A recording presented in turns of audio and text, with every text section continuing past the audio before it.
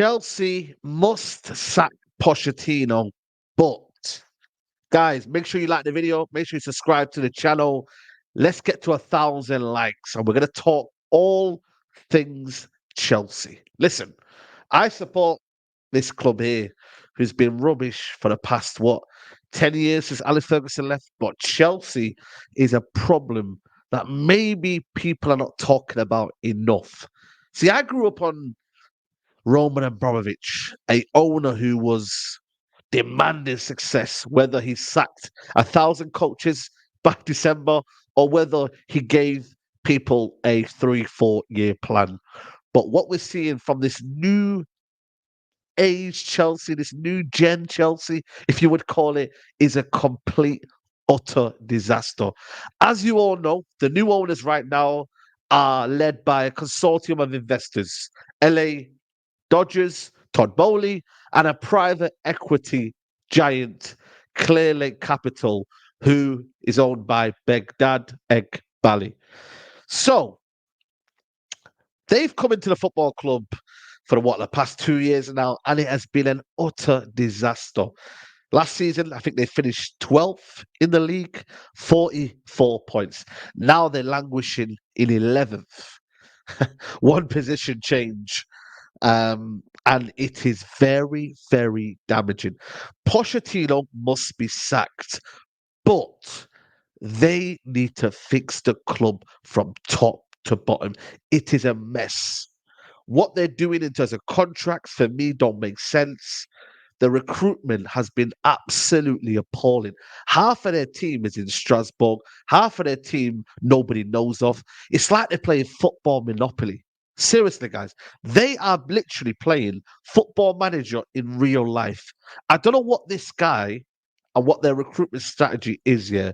For you to think, yeah, you can get all these youngsters from Brazil, get a squad that has lax experience, apart from Thiago Silva and maybe a few others, to think you can achieve and build a project with that is ludicrous.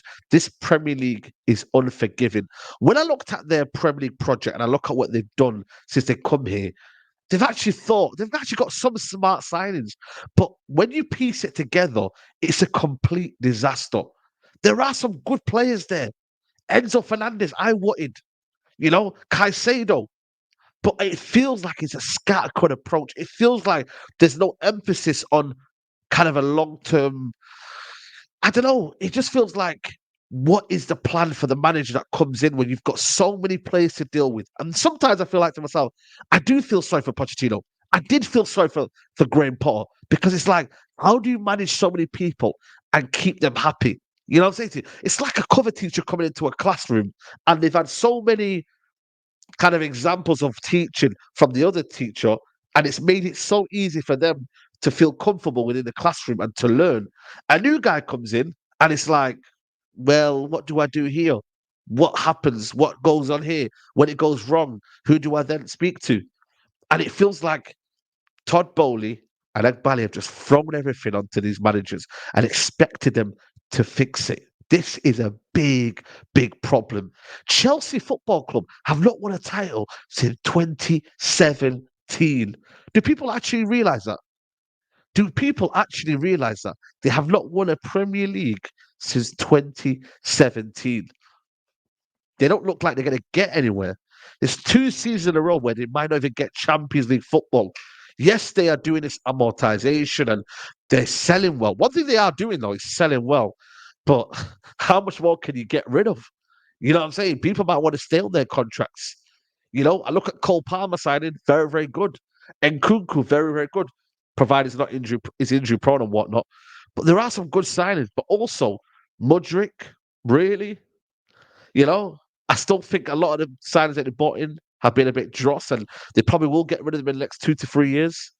You know, I look at their transfer plan, I look at what they'll do this summer, and I'm like, what are they trying to do? What are they trying to emulate? Are they trying to copy a model? Are they trying to copy a style where, you know what, we recruit young players and we develop them and we get them better in the next couple of years? There isn't no time to wait. Tottenham are there. I'm going to reluctantly put United in there. Do provided do Ineos do something about it. I'm gonna put in there Liverpool. Listen, Klopp is gonna leave, but still they'll still have them foundations built under Klopp to kind of carry forward. I don't think they're gonna just vanish into thin air. Newcastle, yes, they've lost Dan Ashworth, but still they'll be around somewhere. Um, you're looking at Man City and Arsenal; they're still clear of everyone in terms of structure. So where is the time? And even the ones below them, like the Brightons, that they do pinch off and they do take most of their players from. Even then, I'm looking at these sort of the middle ground because they are mid-table FC. They are known for being a mid-table club.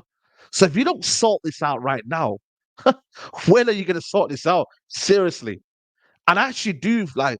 I'm not saying like I've got an affection towards Chelsea, but grew up with Chelsea fans. I grew up with like rivals. Jose Mourinho versus Fergie. I grew up on that kind of like that rivalry. So to see them down where they are now, I'm like, damn, damn. It's like it's a club that yes doesn't have the rich history that people talk about, and they always say, "Oh, cool," you know. What I mean, they had a car park 20 years ago in their stadium. I get all of that, but in a Roman Abramovich era, they were ruthless. They were winners. They were winners, people. Didier Drogba, Frank Lampard, real men, and to see them where they are now, it's a pity. And like I said to you, you can sack Pochettino, but you must fix the problem. These guys upstairs need to bring in serious people. They need a plan. Because at the end of the day, now you just can't go from here to there quickly. You can't. It's not a quick fix. It's not the American style, whatever you want to do. LA Dodgers. I don't know what they do over there. I don't know if they're good or not. You cannot come in and be like, yo, because we have money, we can demand. What did they say? Blue £1 billion bottle jobs. That's what Gary Neville said. That would hurt me. If I heard that, spend £1 billion in 1 year and you call the bottle jobs. They've won trophies, don't get me wrong. While they've been rubbish, they've won a few FA Cups here and there and a few, well, they won a Champions League.